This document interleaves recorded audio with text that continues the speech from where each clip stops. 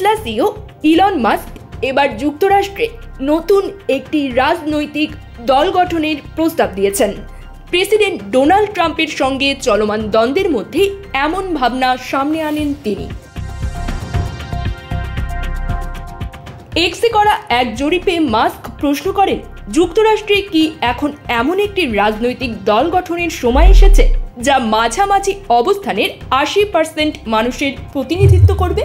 সেখানে প্রায় 80% অংশগ্রহণকারী হ্যাঁ ভোট দেন। এরপর মাস্ক লেখেন, মানুষ কথা বলেছে, নতুন একটি রাজনৈতিক দলের প্রয়োজন যা 80% মানুষের কণ্ঠস্বর হবে, আর ঠিক 80% মানুষ একমত। এটাই বাস্তব। টাইম ম্যাগাজিনের এক প্রতিবেদনে বলা হয়, মাস্কের প্রস্তাবিত দলের নাম দেন দ্য আমেরিকা পার্টি। এই নামটি তার গঠিত আমেরিকা পিএসসির সঙ্গে সাদৃশ্যপূর্ণ।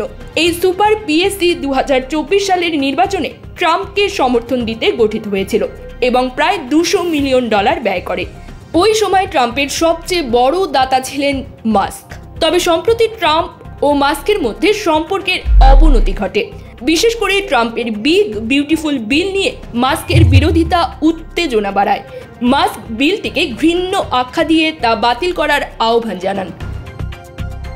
এরপর মাস্ক এক পোস্টে দাবি করেন, ট্রাম্পের নাম জেফ্রি এপস্টেইনের গোপন ফাইলগুলোতে আছে, যদিও তিনি কোনো প্রমাণ দেননি এবং পোস্টটি পরে মুছে ফেলেন। একইভাবে আরেকটি পোস্টে মাস্ক বলেন, ট্রাম্পকে ইমপিচ করা উচিত এবং তার পরিবর্তে ভ্যান্সকে আনার কথা বলেন। ট্রাম্পও চুপ থাকেননি। তিনি ট্রুথ সোশ্যালে লেখেন, মাস্ক এখন বিরক্তিকর হয়ে উঠেছে। এমনকি তিনি মাস্ককে হোয়াইট হাউস থেকে বেরিয়ে যেতে বলেন। এদিকে এনবিসি নিউজকে দেওয়া এক সাক্ষাৎকারে ট্রাম্প বলেন, মাস্ক যদি ডেমোক্র্যাটদের তহবিল দেন তবে তার পরিণতি হবে খারাপ। তবে ঠিক কী ধরনের পরিণতির কথা বলছেন তা স্পষ্ট করেননি। তবে অনেক রাজনীতিবিদ মনে করছেন এই দ্বন্দ্ব সাময়িক। ফ্লোরিডার রিপাবলিকান কংগ্রেসম্যান জিমি প্যাট্রোনিস বলেন, মাস্ক নতুন কোনো দল গঠন করবেন না। 1 মাস পর ট্রাম্প ও মাস্ক আবারও একসঙ্গে দেখা যাবে। এই দ্বন্দ্ব ও নতুন দল গঠনের ভাবনা এখনো আমেরিকার রাজনীতিতে উত্তাপ ছড়াচ্ছে।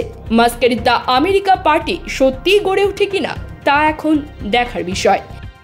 News desk, TGD world.